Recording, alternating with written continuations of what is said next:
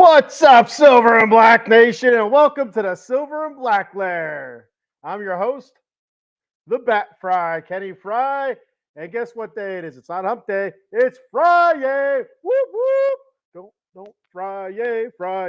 The weekend is here. Yeah. Oh, there it is. That's about the limitations of my dance moves right there. That's about all I got dancing wise. So I guess let's talk sports, right? So let's start off with a little bit of Raider talk. So the Raiders not using the franchise tag. I've been hearing about that for the last like 2 weeks or so. Not too surprising. Last season they used it on Josh Jacobs, and hoping to get a deal and stuff like that, get a deal done. And they haven't been able to get a deal done yet, but it seems like they're, like I mentioned last week, I talked about last week, that they're slowly working towards something. And I would expect something to be done by draft time.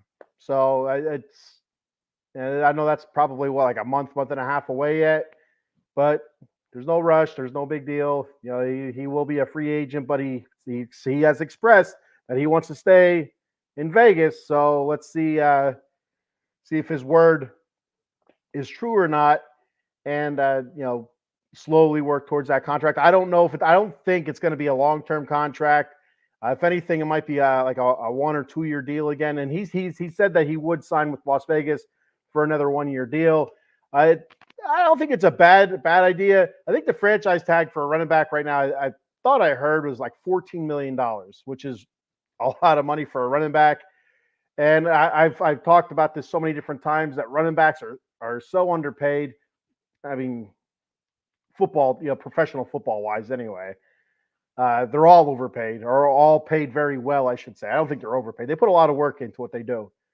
But anyway, running backs are such an important part of the team, and they can catch, they can run, they grind, they block. It's just such a difference maker. If you have a good running back, it's such a huge difference maker. Not every team has. That's why you see a lot of running back platoons, because they just don't have that one franchise running back. Almost like a Derrick Henry, King Henry. He was a franchise running back with Tennessee. I'm not sure how much he has left in his tank. He's been used a lot, with Tennessee over those handful of years where he was the top of his game, the best running back in the league. So Josh Jacobs is a franchise running back, in my opinion. Now, last year he didn't show that, one reason or another, late, didn't show up to camp, hold out and stuff like that. Offensive line, not great job at run blocking. Great, they did really well at pass blocking, run blocking, not so much. They did have some moments, but also Josh Jacobs, like I said, coming into camp later and not at all actually, holding out, and he looked off of his game. He wasn't making the same cuts he was the year before. He wasn't seeing the holes he was the season before. But I still believe he's that franchise guy from the season before that led the league in rushing. He won the rushing title, a hell of a receiver out of the backfield as well. So he's still that guy in my eyes. So I would be cool if the Raiders, 12 and a half, $13 million. 14 is a stretch, but if they won 2 years, $24 million, or 2 years, 24 and a half, whatever, I think that's a good deal. And see what happens from there. They have a good season next year. Maybe they have a little bit more leeway, a little bit more time to work towards something a little bit more long term. But I mean, back in 2022, that was a season where Josh Jacobs, betting on himself. He had a huge season. He bet on himself. Figured he'd hit the jackpot. Didn't work out. He got the franchise tag last season, which was what was that? I think it was 12 or 13 million. So it's a nice. That's a nice. Don't get me wrong. There ain't any one of us that's watching the show right now or watch it later on that wouldn't take 12 or 13 million dollars. But for a running back, for what they put their body through, you'd want more. You want something long term, more so than the money. You want something long term, but. So maybe it's another prove it year for Josh Jacobs, a bounce back season. If he has another big year, maybe the Raiders do sign him long term. I'm not sure. I hope so. I really like Josh Jacobs. I want to see him in the silver and black for for a long time. And I think if it's one of those moments in his career, if he were to leave the Raiders now and go to another team, who's to say 6-7 years down the road, he has a great run, maybe wins a Super Bowl with this other team, he'll never be known as a Raider. Even though he started off great with the Raiders, he'll never be known as a Raider. He'll be known as whatever team he goes to. It's one of those things. I think he can be a one of those type of running backs where you look back, 10, 15 years from now, talk about the handful of running backs that are really good. Your Derrick Henrys, Austin Eckler's, you'd say Josh Jacobs in that group as well. So it's one of those guys you don't want to lose, and it could come back and bite you in the ass. I got a couple of comments here to yell out there and give some people some shout outs. Our boy Adam Glenn checking in. What's up, Adam? Thanks for checking the show out. Thank you for commenting. Fantasy football girl advice. What's going on? Howdy from Texas. Howdy from Pennsylvania. So we're still waiting to hear from you. Get that get a podcast rolling, or maybe join one of us with some March Madness talk. It's right around the corner now. We are in March, but it's right around the corner. And before you know that, I don't watch a lot of basketball. But March Madness, the brackets, the conference tournaments, I like watching that stuff. I like watching the NCAA tournament. It's a lot of neat upsets, and it's like a lot of neat matchups that you get. It's cool. I like that. And it's always so exciting. But thank you for checking the show out. Thank you for commenting. Adam, not a good year for a running back to be a running back. To be a free agent. No, I mean, there's quite a few really good ones out there. Tony Pollard, Derrick Henry, like I said before, Austin Eckler, Josh Jacobs. Who am I missing? There's more out there. There's quite a few more. But those are your top tier guys off the top of my head. Derrick Henry, what he has left, I'm not sure, but he's still can produce, I think, at a high level. So your Derrick Henry. Austin Eckler is still a really good running back. Josh Jacobs, of course, like we've talked about. Tony Pollard, bounced back after the injury from the year before. Bounce back season last year. Does that injury from 2022, I believe it was, does that injury scare teams away from giving him a long-term contract? I don't know. I have a hard time seeing any of those running backs get more than 2 or 3 years, which is a shame, but that's just the nature of the beast, right? It is what it is.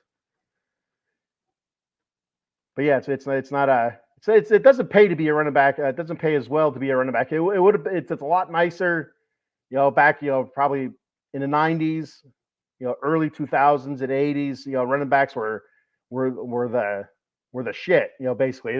They were it. They were the quarterback, as big as the quarterbacks are now, they're the league's, babies and stuff. That's how the running backs were back in the day. They were your workhorses. They were your stars, Bo Jackson, Marcus Allen, Raider-wise. So Eileen says, Friday, and what's up, Eileen? Thank you for checking the show out. Thank you for commenting. You need help with your bracket. Everybody needs help with their bracket, Adam. It's amazing. Last season, I think it was last year, I went chalk on my bracket and just, kind of went, I think I went almost all higher seeds, just because I don't watch a whole lot of basketball, like I said, but I do enjoy the college playoff time. And it was terrible. It was really, really bad. So let's say I didn't win any money last year. So sip of iced tea for the working man here. All right, so moving on from Raiders not using the franchise tag and hopefully soon signing Josh Jacobs to some sort of deal to really secure him for the season. So here are the Raiders free agents. I've talked about this a few weeks ago. I wanted to revisit it. Free agency right around the corner here. I think the legal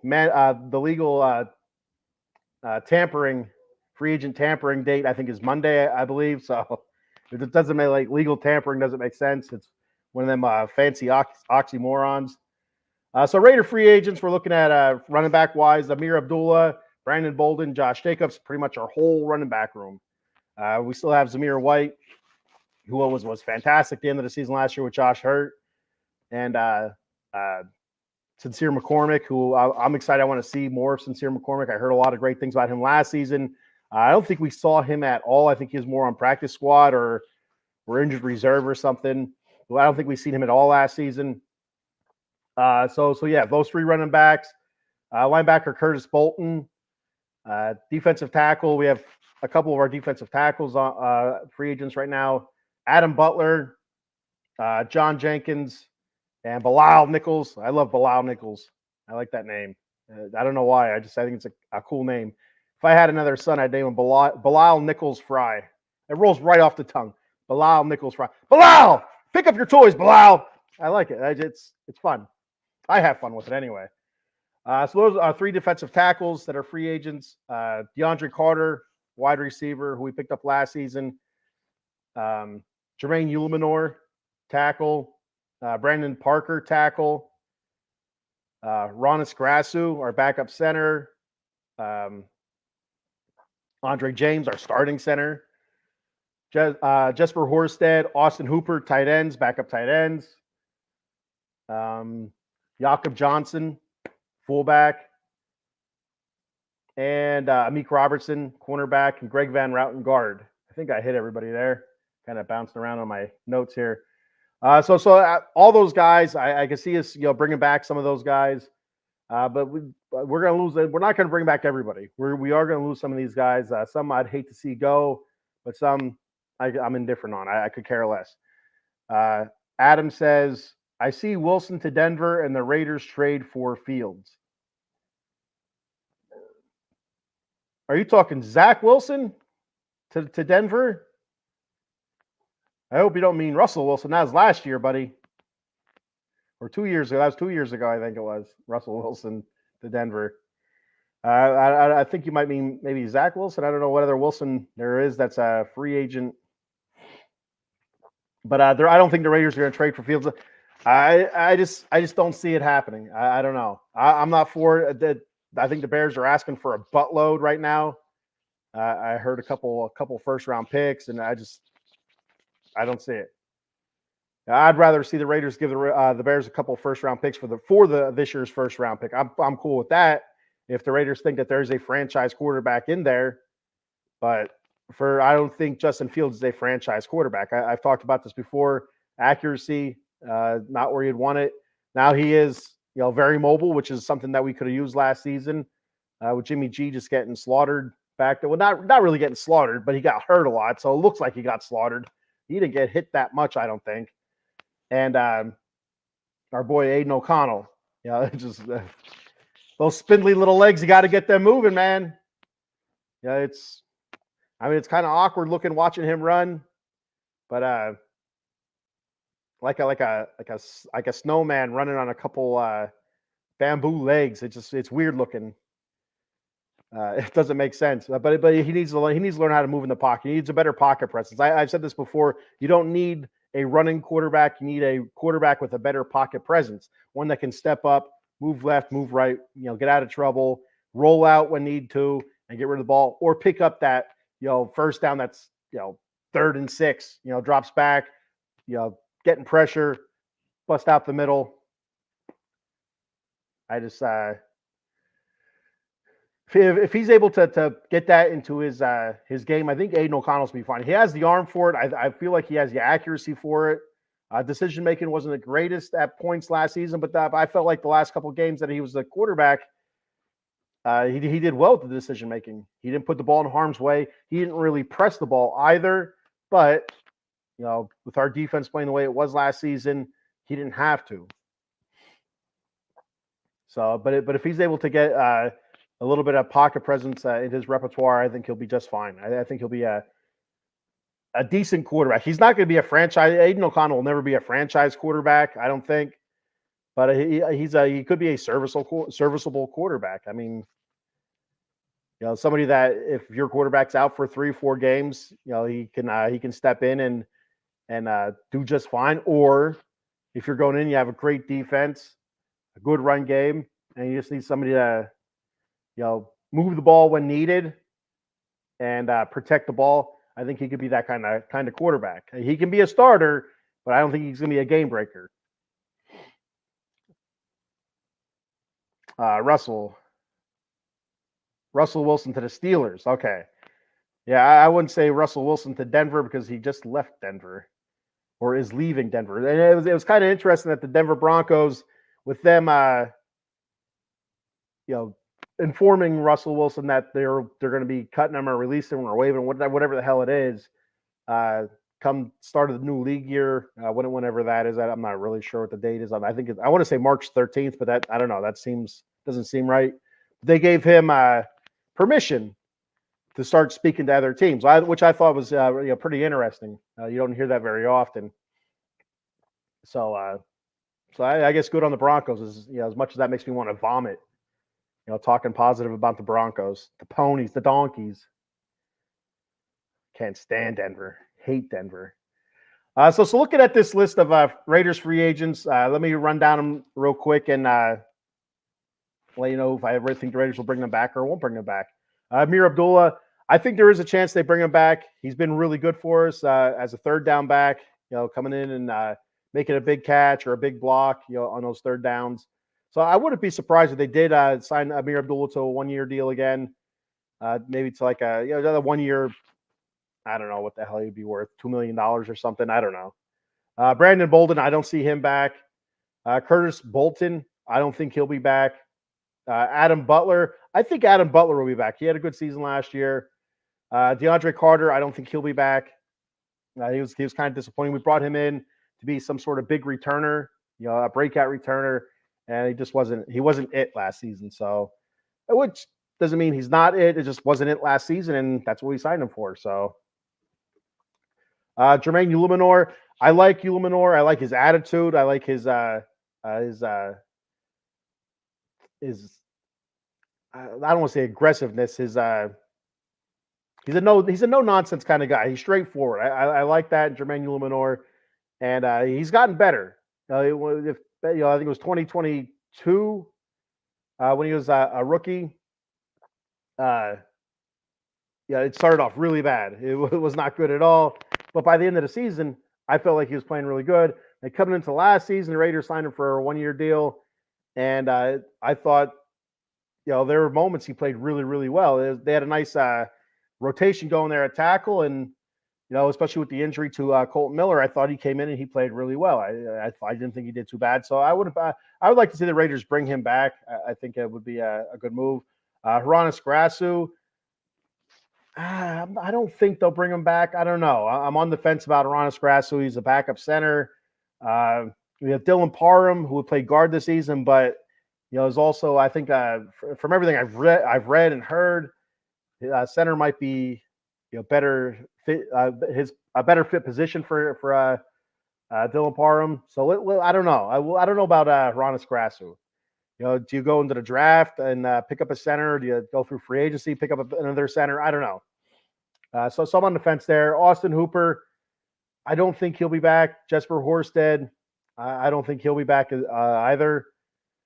Josh Jacobs, like I said, the Raiders and he are inching towards a new contract or an extension or whatever the hell you want to call it. I don't know. He's a free agent now, so I guess it'd be a new contract.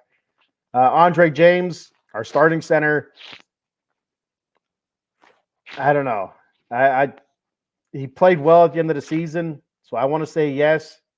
But with Dylan Parham, potentially moving over, I think a lot of it, is what the Raiders are going to do in the draft. If the Raiders are got to go lineman heavy in the draft, then they're not going to bring James back, and they're not going to bring Grasu back. I don't think. But I'm going to say they bring James back. I think they're going to bring Andre James back to another short-term deal. John Jenkins, I think they're going to bring him back, defensive tackle. He had a good season last year. Jakob Johnson, and I'm not sure about Jakob Johnson. I know our new offensive coordinator, is a run heavy type offense. AP wants to run the ball as well.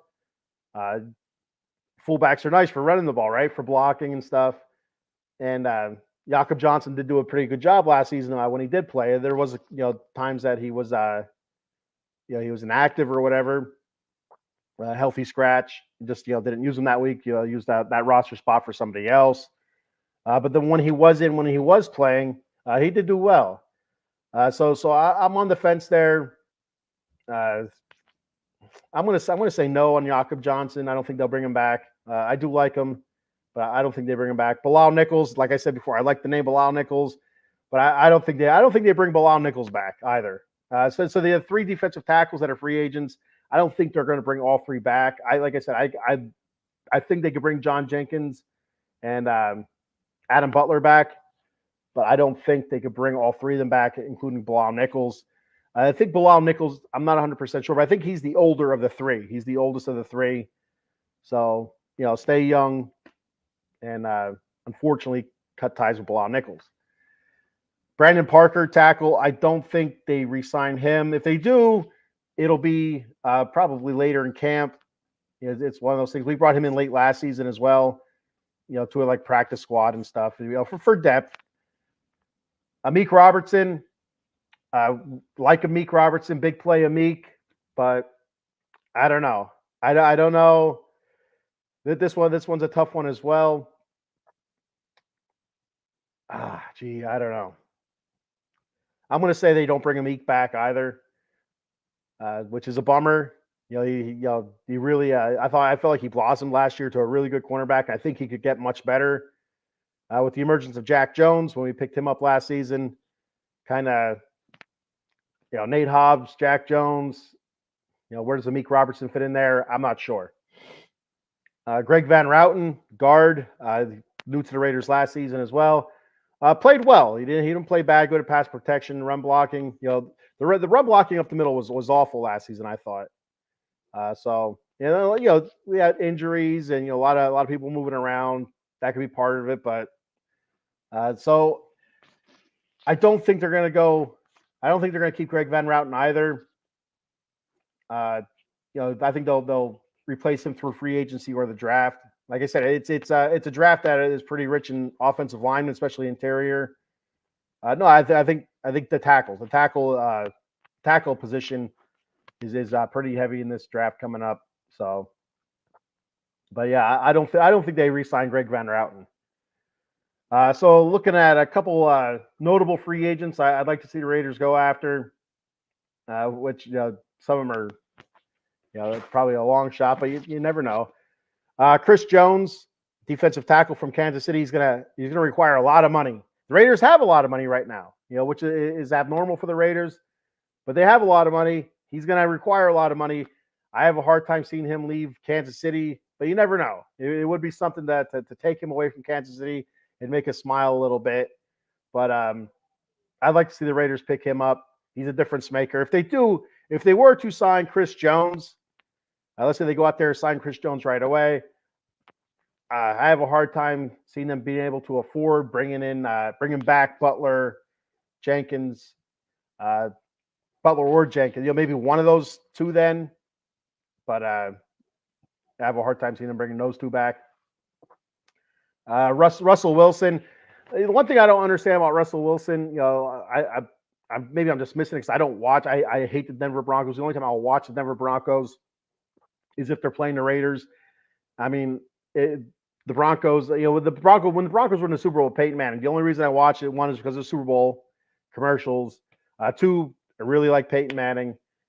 And 3, so I can hopefully watch them lose. I got to see it once. Unfortunately, they won the second time around Peyton. But I hate the Broncos. So Russ has that Bronco dirt on him. He needs to come to silver and black and brush it off. But I don't understand what the big dig on Russell Wilson was from this past season. I don't understand what Sean Payton's problem with Russ was. 28 touchdowns, 6 interceptions, over 3,000 yards passing. This seemed like pretty good stats. I don't know what the issue was. I don't know. So I wouldn't hate Russell Wilson coming to the Raiders for 2 years or 1 year or whatever. It's kind of a stopgap to maybe bring along a younger guy. I don't know if Russ would like that, but Kirk Cousins, dude just produces, doesn't produce in prime time, but all those other games where he's not on TV, produces very well. as long as there's no pressure on there. He's a top flight quarterback. He's going to demand a decent contract. So, but I'd like to see him in the silver and black. Jonah Williams, tackle from Cincinnati. He had a pretty good season last year, and seems to be a solid tackle. So, Cincinnati's offensive line was kind of in shambles last season. It makes you hesitate a little bit. But for everything I understand, for everything I read, Jonah Williams had a really good season last year. Pretty good tackle. Lloyd Cushenberry, guard from the Broncos. He does have a connection to our new offensive line coach from his LSU days. So that's something I wouldn't be surprised to see that, potentially get done, especially with, the Greg Van Routen being a free agent. Does Dylan Parham move over to center? That leaves two guard positions open. I don't know. So I wouldn't be surprised if somebody like Lloyd Cushenberry does get signed by us. Christian Wilkins, also another defensive tackle, pretty good with Minnesota or Miami. I'm sorry, Miami. Leonard Williams, defensive tackle for Seattle. So if we don't go Chris Jones, maybe we sign one of these guys. They won't cost us as much as what Chris Jones would be, but still it'd be a solid defensive tackle. Tyron Smith, tackle from Dallas. That's like that one's a good one. He would look good in silver and black. I'll tell you that right now with that big old brace on his arm and stuff. A little bit injury prone, but last season had a career high. I think 900 plus snaps. Played 900 plus snaps. That was a career high for him, or the most since 2018. I think it was most since 2018. And also Mike Onowenu from New England, guard / tackle. Nice piece to have there that can come inside, also play outside. So young guy too. So those are the guys that I'd like to see the Raiders maybe potentially go after. Obviously you can't sign all those guys. This is like this list here is like maybe one or two guys you can sign and still have some money for some of your guys. But if you plan on signing more than that, you're not going to have any money for anything. You'll be broke again.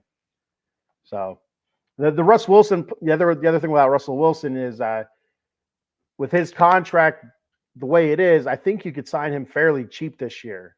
From everything I've heard from the experts, I give the veteran minimum maybe, or the veteran the league minimum. So I think I was talking to a Bronco fan at work, and I think he said it's like $39 million this year and 37 next year, or 39 this year, 39 next year, or whatever it is. So you could get Russ pretty cheap. Because the Broncos are paying him. Simple iced tea for the working man. All right. So that's all I have for the Raiders today. So I'm going to go ahead and move on to the LA Kings here. Let me switch over the old backdrop because that makes it official, Let's switch that. But it's just bouncing through there. We'll go black today instead of white. For the color. There we go. All right, now it's official. Now we're talking Kings, right? That's how I roll.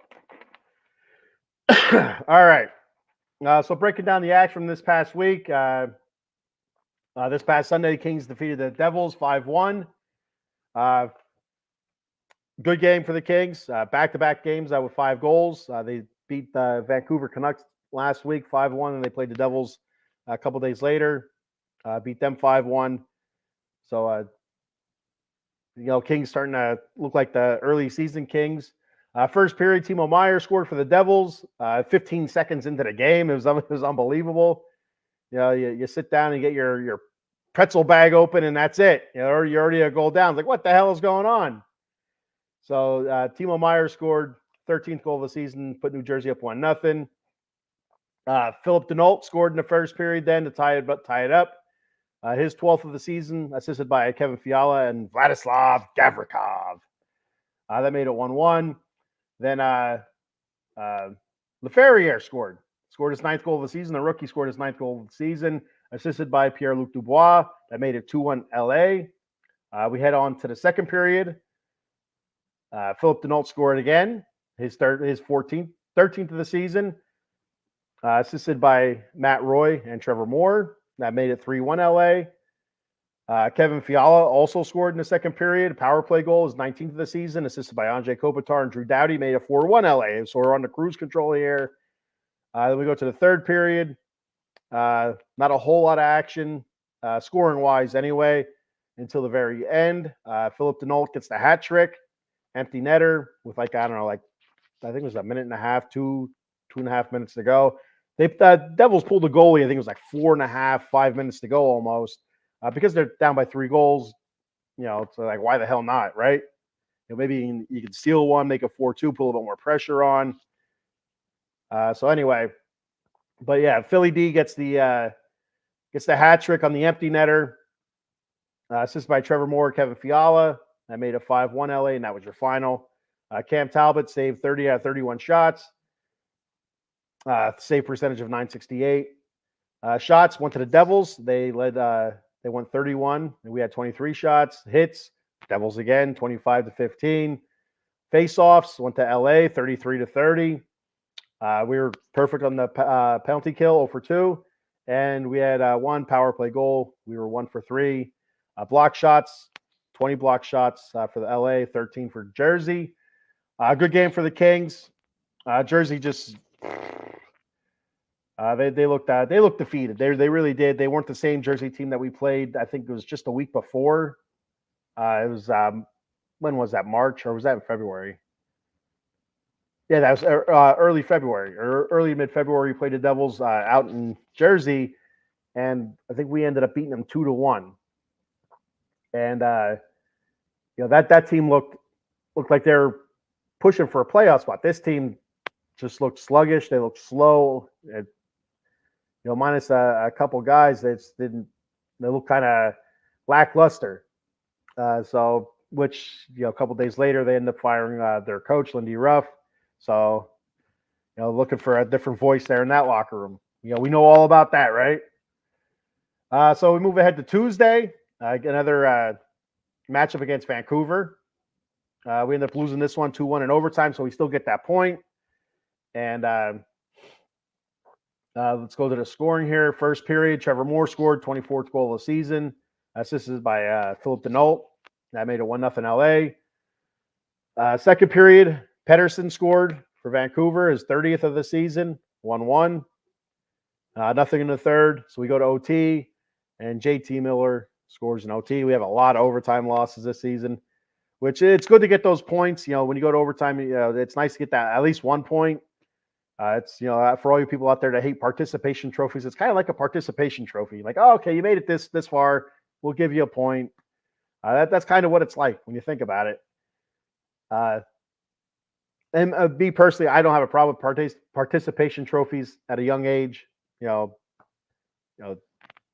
6, 7, 8, maybe 9 years old. Past that, I don't view participation trophies the same as like a second place or a third place trophy or medal. I don't view that as the same. But if you get a trophy like at 12 years old for just being in the league or whatever, that's a participation trophy. I don't have a problem with it, but it's not something that I'll look what I won. Well, you didn't win. It was through participation. You got that for showing up and participating, which is good. We need more kids participating anyway. In sports, get them off the crack and stuff. But anyway, Cam Talbot stopped 29 out of 31 shots. Another good game for Cam. Vancouver was very fast. They felt like they were in our zone the whole game. We were just holding on. That goal that they scored in the second period, they were just relentless. They were relentless. We were tired. You could tell we couldn't get off the ice. Every time we tried clearing it, they're able to bring it right back up into our zone. Couldn't get guys off the ice. So it was, you seen it coming. You seen the writing on the wall with that one. So you can see why Vancouver's the best in the West. So yeah, like I said, Cam Talbot stopped 29 out of 31. That's a .935 save percentage. Shots went to Vancouver, 31-24. Hits went to Vancouver, 31-27. Face-offs went to Vancouver as well, 38-21, which hurts really bad. You got to win those face-offs, especially when we're struggling. In our zone and stuff like that, and the puck's always in our zone. You get a face-off in our zone, we need to win that face-off and get it the hell out of there. Just couldn't do it. Wasn't happening. Perfect on the penalty kill again, 0 for 2. Power play, though, 0 for 1. Block shots. We won that one, so we got something out of it. Block shots, 19-12 LA. Then we moved to last night, a game against the Senators. A game you have to win. It's a bottom of the league type of team. You have to win these. You got to come out with 2 points. So, especially in this playoff race is super tight right now. So we win last night, 4-3 overtime. Really good game. Very good game. I watched the replay this morning. Very good. It's very exciting, back and forth. Very physical in the beginning of the game. I was into that game. That's the kind of game you'd like to go see. Very physical. You felt like a fight was going to break out at any moment. Plenty of scoring, plenty of shots. It was a fun game to watch. So first period, Ottawa gets on first with a goal by Kubalik, his 10th goal of the season, power play goal. Second period, Quinton Byfield ties it up, his 19th goal of the season. Beautiful goal, absolutely beautiful goal. All effort by Quinton Byfield, with the guy all over him. Assisted by Blake Lizotte, Vladislav Gavrikov also. That made it 1-1.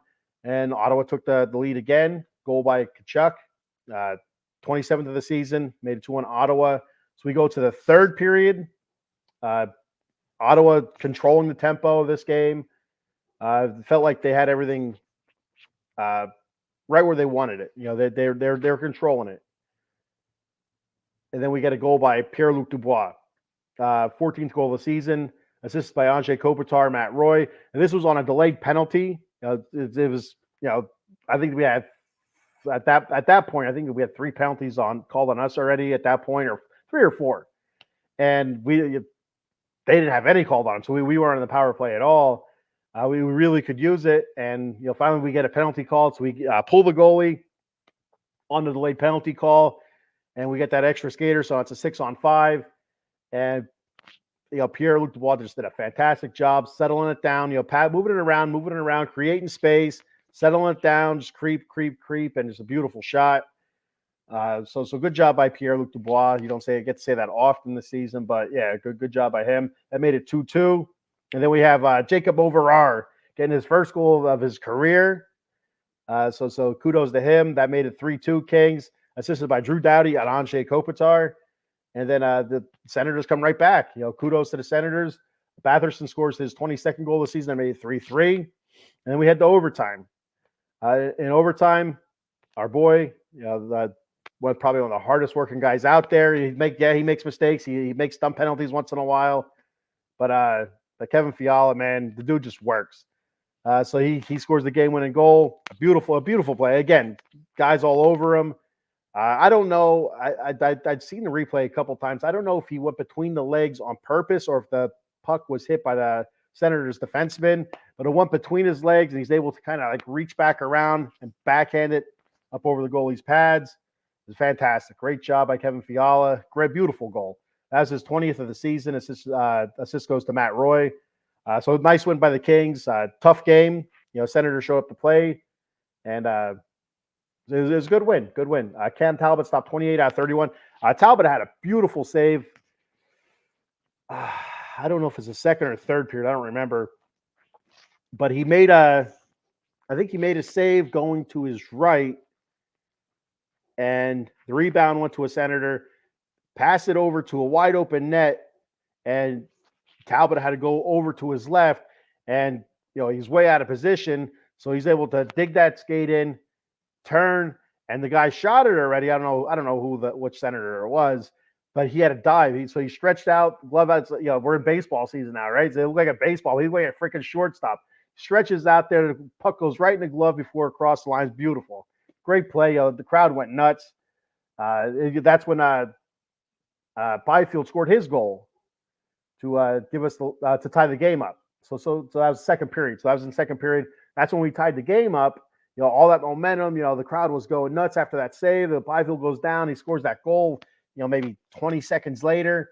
But unfortunately, another 20 seconds after that, the Senators score their goal to go back on top. So it was kind of took the air out of you. But a great game by Cam Talbot. He was tested a lot early, made a lot of great saves. The only reason we were in that game was because of Cam Talbot. So 28 out of 31 shots saved for a 903 save percentage. Shots went to LA 35-31. Hits went to LA 29-15 in a rare game where we actually out hit somebody. But like I said, it was a physical game, a lot of fun to watch. Blake Lizotte. I mean, if you're a Kings fan, if you're not a Kings fan, you ever get a chance to watch Blake Lizotte play. He's the smallest dude on the ice, so scrappy. He's one of those guys that's like a fly in your ointment, just like always zipping around, bugging you, and just there. I love watching Blake Lizotte play. Great player. Face-offs with 30 for 30, so that was a tie. Penalty kill, we were 1 for 4. Power play 0 for 0 because the delayed penalty never went to the box because we scored on it. So technically that was not a power play. And block shots went to LA 23-19. Like I said, nice win by the Kings. Needed those 2 points. That creates a little bit more space between us and Vancouver or Vegas Golden Knights for that final automatic playoff berth in the Pacific. So right now we're sitting in the automatic spot again, which is great.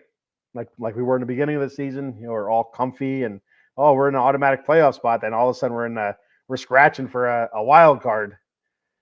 So good week for the Kings, going 2-1. I'll take it, getting points all 3 games. Coming out with 5 points this week. Good week for the Kings. So this week, the 3 stars of the week. If this is your first time watching, so what I do is I take the previous week's or this past week's games. I go over it. Stats wise, pretty much stat driven. And I pick my 3 stars of the week. Almost like in a hockey game, you have 3 stars of the game, your 3rd star, 2nd star, 1st star, and go from there. Like last night, I think it was the 1st star was Fiala, 2nd star was it Byfield? I think it was Quentin Byfield was the number 2 star, and the number 3 star was Jacob Moverar. That's what it was. So it's something similar to that. So my 3rd star of the week, I have Kevin Fiala, who's been phenomenal since Kempe's gone down. 2 goals, 2 assists, 4 points for him. Great job. My number 2 star, Philip Denault for the week. 3 goals. He had that hat trick back against the Devils earlier in the week. 3 goals, 1 assist, 4 points. And my number 1 star, Cam Talbot, who appears to be returning to early season form this week, going 2-0-1, stopping 88 out of 93 shots for a 946 save percentage and a 1.66 goals against average. Great job by Cam Talbot. Like I said, last night's game, stopped a lot of shots early on, a lot of great chances the Senators had, and Kings were scrambling. So good job by Talbot. Got a comment here before I move on to the next topic. Eileen, will they make any trades? I'll skip ahead and I'll talk about that now then. That is a part of my agenda for today, but it's hard for the Kings to make any kind of deal because we have no money. So in order for the Kings to make a deal, it seems like it's going to have to be like one of those deals where the other team takes most of the money on, or a third team takes I don't know what there's a term that they use in the NHL where a third team comes in to take some of the money, off of the other team's hands or whatever. I don't know. Like I don't know what it's called. I don't quite understand how it works. It doesn't make sense to me. But anyway, they don't have money. They have like $2 million. They're like $1 or $2 million under the cap, like 2.2 million. I thought I heard. So they don't have a whole lot for anything. They do have. They can get creative with some of it. So I know with some of the injuries we have with Victor Arvidsson, Adrian Kempe, Carl Grundstrom, and Mikey Anderson, there was talk that if those guys weren't going to come back before the playoffs, that you could put them on long-term IR and you could save money to the cap space. Like some of that money would come back to the cap.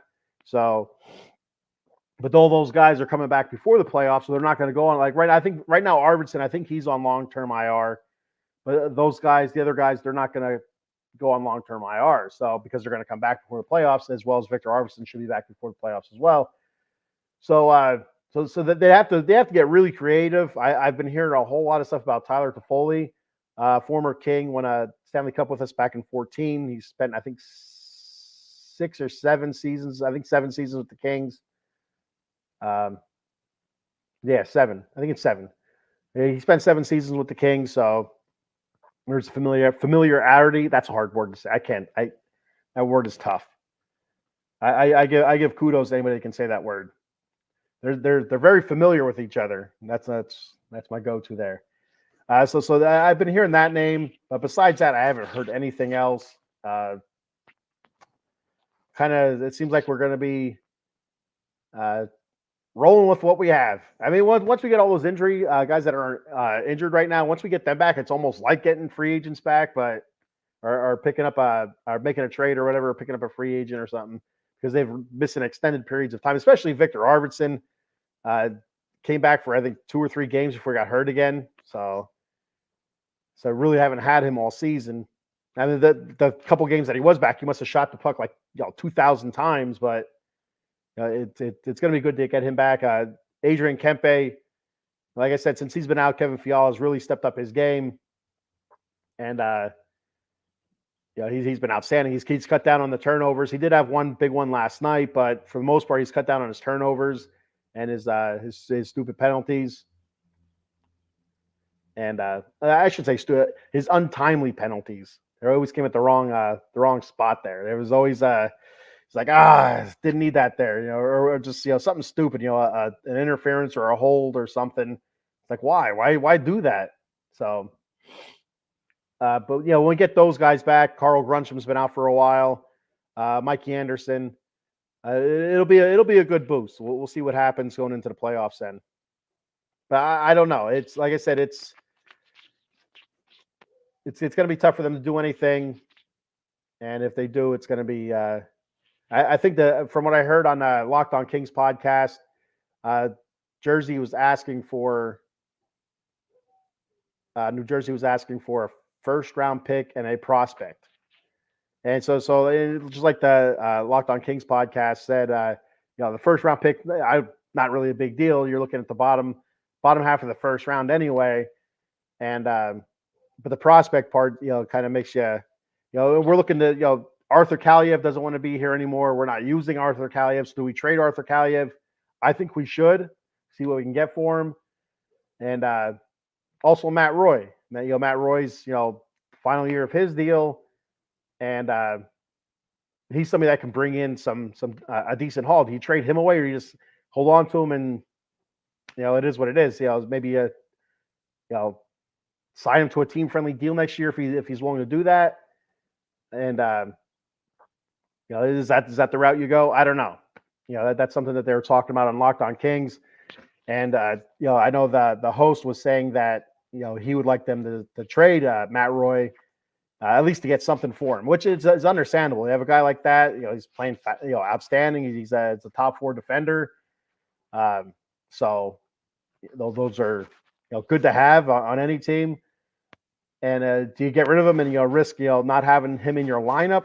On that in the playoff push. Is he going to make a difference in your lineup that much when you get to the playoffs? I don't know. You just trade him away and get what you can get, so you don't go away empty-handed.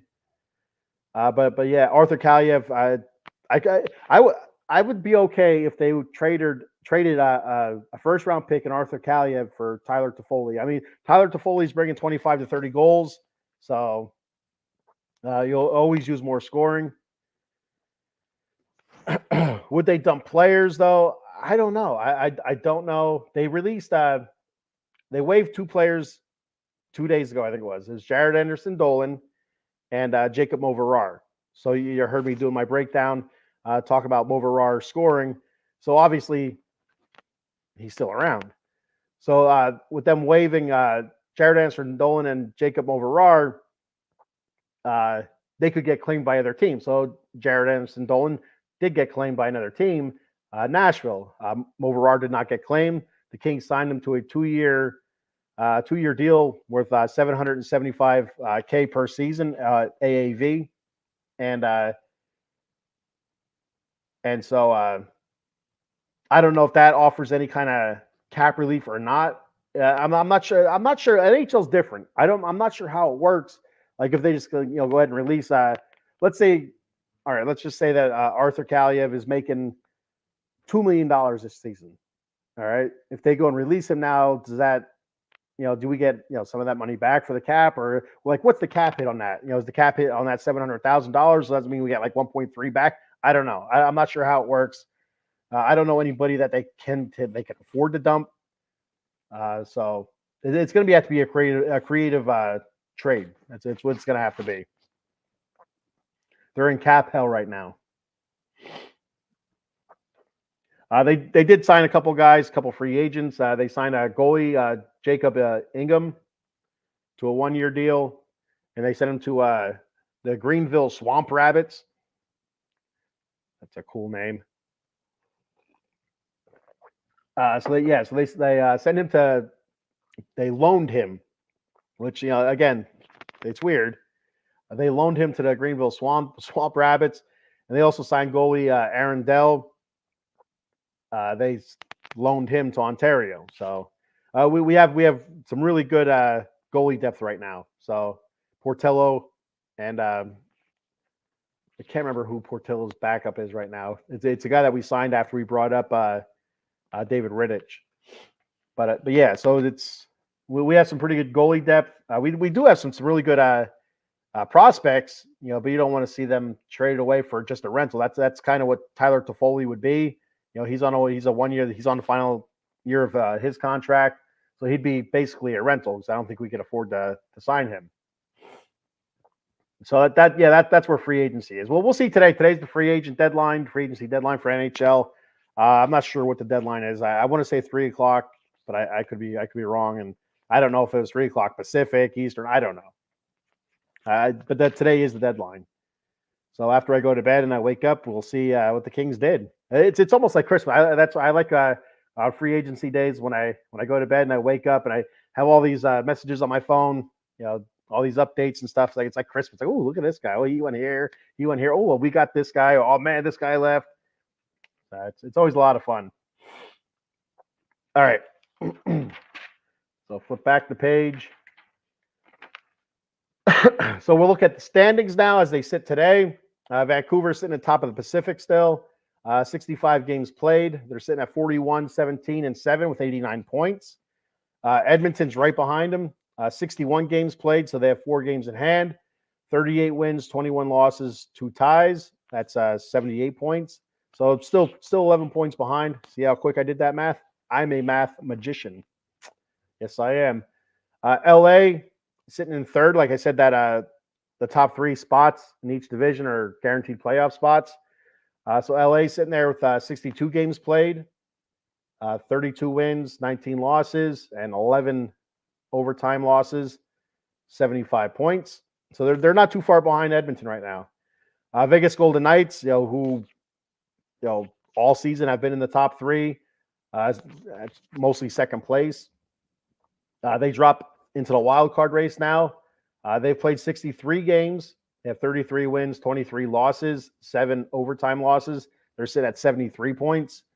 Calgary, 62 games played, 31, 26, and 5 overtime losses, 67 points. And Seattle Kraken still hanging around, 62 games played, 28 wins, 23 losses, 11 overtime losses, 67 points. So looking at the West overall, your number 1 seed right now is Vancouver with 89 points. Dallas is right there behind them. They're the leader in the Central, 85 points. Winnipeg, 83 points, right behind them. Colorado, 83 points. The top of the Central is just really tight. Colorado's your 4 seed right now, 83 points. Edmonton, your 5 seed, 78 points. LA 6 seed, 78 points. Edmonton has 78 points. LA 75 points. Vancouver, I did it again. The way I have it written down, I have initials written down instead of the whole name. I keep calling it Vegas Golden Knights Vancouver because I see V and a K, even though there's no K in Vancouver. I'm not going to explain it. Nashville 75 points. They have the number one wild card spot right now, and the Vegas Golden Knights. They go from an automatic spot, sitting in second place, almost all season to the second wild card spot right now. And then you have Calgary, Seattle, St. Louis, all with 67 points sitting on the outside, just 6 points behind Vegas. So right now, if the playoffs were to start today, you'd have Vancouver versus the Vegas Golden Knights. It should be a pretty good matchup. Dallas Stars versus Nashville. Nashville's a tricky team. A very physical team. I feel like watch out for Nashville. They make the playoffs. I think they can make some noise. I like Nashville. Very streaky, but if they can go in hot, they're a physical team. I like them. The 3 seed would be Winnipeg versus LA, 3-6, which would be interesting, because all the turmoil from earlier in the season with the trades that went on this past year. Gabe Vilardi going to Winnipeg and Alex Iafallo going to Winnipeg. Rasmus Kupari, it's not so much Rasmus Kupari, but mostly Gabe Vilardi and Alex Iafallo.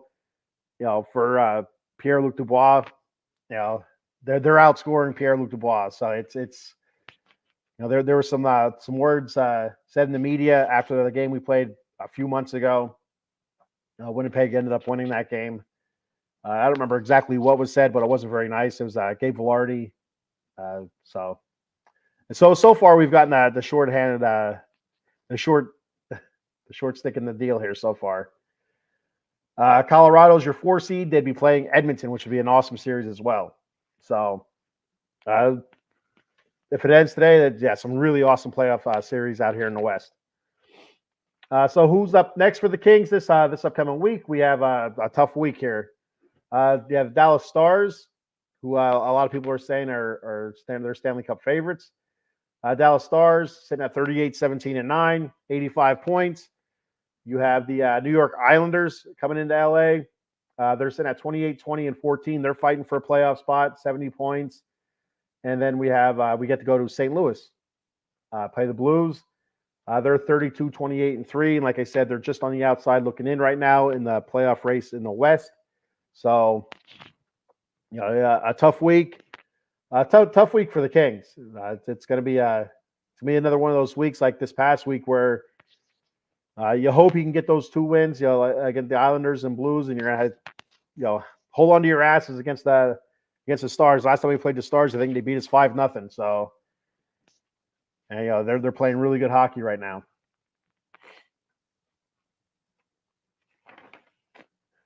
So let's move on to looking at the stats. My final topic of the day here. So looking at stats, we have Kevin Fiala now, who's been outstanding the last couple of weeks. 20 goals, 36 assists, 56 points, a plus-minus rating of -1. He leads the team in assists and points. So if you don't know what plus-minus is if you're on the ice and your team scores, you get a plus. If you're on the ice and the other team scores, you get a minus.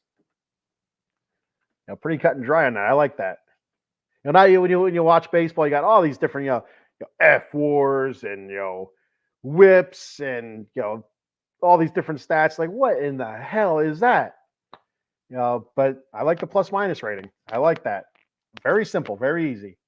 Anze Kopitar, 18 goals, 35 assists, 53 points. Adrian Kempe, even though he's hurt, is still among our leaders in scoring. 19 goals, 32 assists, 51 points. The plus-minus rating of 7. Kopitar's plus-minus was 8. Quentin Byfield, 19 goals, 28 assists, 47 points, having an outstanding season this year. A plus-minus rating of +18. He leads the team in the plus-minus rating department. So he's a creator. He draws attention and he gets people the puck. So, or he scores. He does a great job.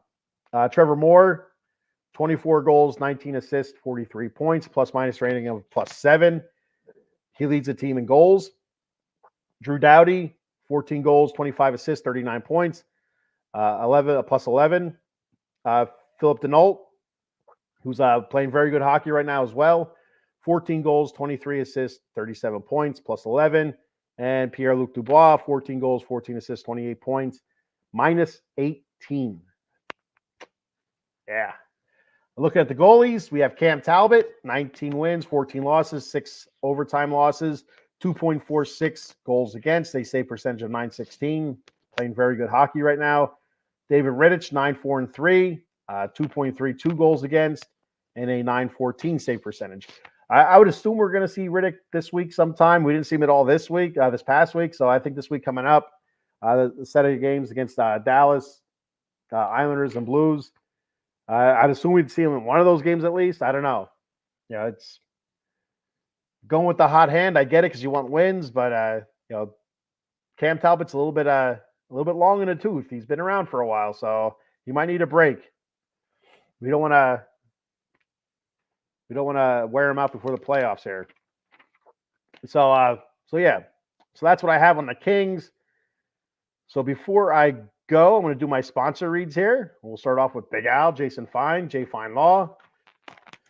You can reach Jason Fine, attorney Big Al, at 1-800-HURT-123. That's 1-800-HURT-123. Jason Fine specializes in motor vehicle accidents, slip and falls, workman's comp, and personal injury claims. He has 3 office locations conveniently located throughout Pennsylvania and New Jersey.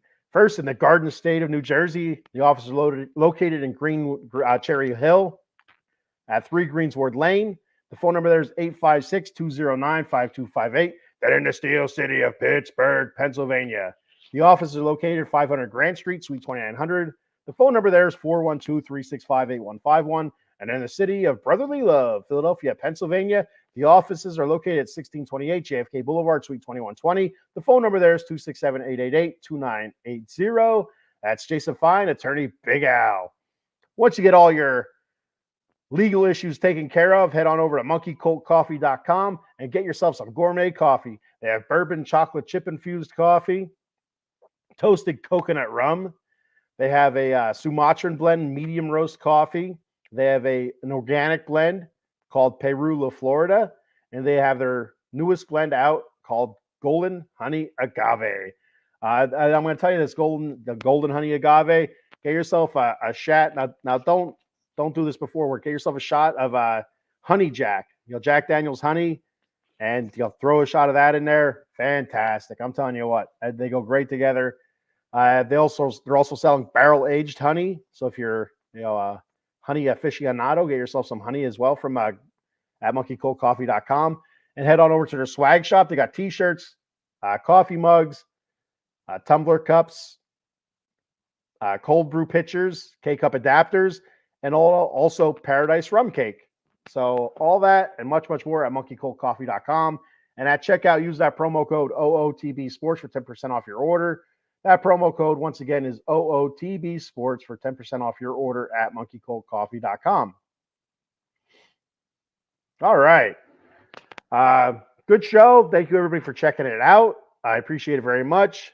If you like what you saw, or you say, you know what, this guy's all right. Let me see what else they have at Out of the Box Sports Entertainment. You can check us out at Facebook, YouTube, X, formerly known as Twitter, Twitch. We're also on the Instagram and TikTok. 7 days a week, we have something going on. Always looking to add shows as well. So if you feel like you want to give the whole podcasting a shot, let us know what you want to do it on, and we'll start working towards it. I have a blast doing this. I'm not the greatest at it. I'm probably not even good at it. Maybe I'm okay. Maybe I'm bad. I don't know. I don't care either. I have fun with it. It's just it's a hobby, and try it out. It's a little nerve-wracking in the beginning, but once you flow into a couple shows, it's a lot of fun. It really is. Interactions with different people when you get comments and stuff. It is a lot of fun. I recommend at least trying it if you ever thought about doing it. Give it a shot. Talk about your team, your favorite sports team, your favorite sport, multiple sports teams, entertainment, whatever. Anything you want to talk about, just let us know. We'll start a show up. So thank you for checking the show out. Thank you for everybody that commented. And that's all I have. So